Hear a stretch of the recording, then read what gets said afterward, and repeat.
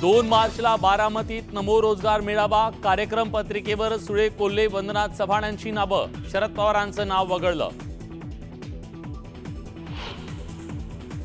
नमो रोजगार मेळाव्यानिमित्तानं मुख्यमंत्री, दोन्ही उपमुख्यमंत्री बारामतीत। शरद पवारांकडून शिंदे, फडणवीस आणि अजित पवारांना गोविंद बागेत जेवणाचं निमंत्रण।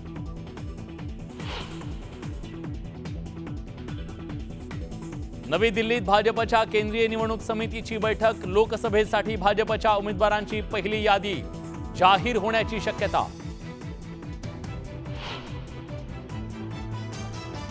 महाविकास आघाडीचा फॉर्म्युला 2 दिवसात जाहीर होणार।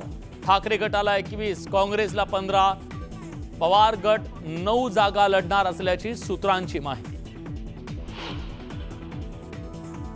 रत्नागिरी, सिंधुदुर्ग लोकसभेवरून शिवसेना भाजपमध्ये रस्सीखेच।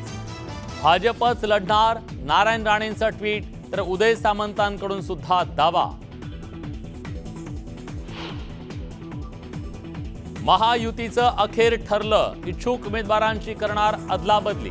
लोकसभा निवडणुकीत मिशन 45 साठी एनडीएची नवी शक्कल।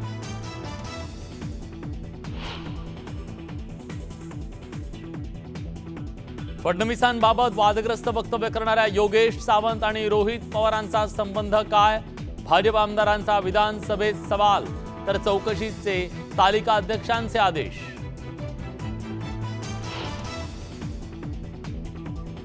सलीम कुत्ता पार्टी प्रकरण सुधाकर बडगुजर यांना भोलं। बडगुजर यांच्या विरोधात गुन्हा दाखल, सूडबुद्धीनं कारवाई केल्याचा बडगुजरांचा दावा।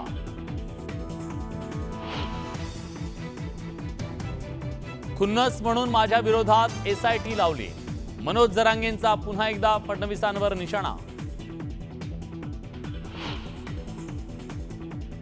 10% मराठा आरक्षणाचा ओबीसीत समावेश करा, जरांगेंचं विधान। ओबीसींचे फायदे मराठ्यांना मिळावेत, जरांगेंची नवी मागणी।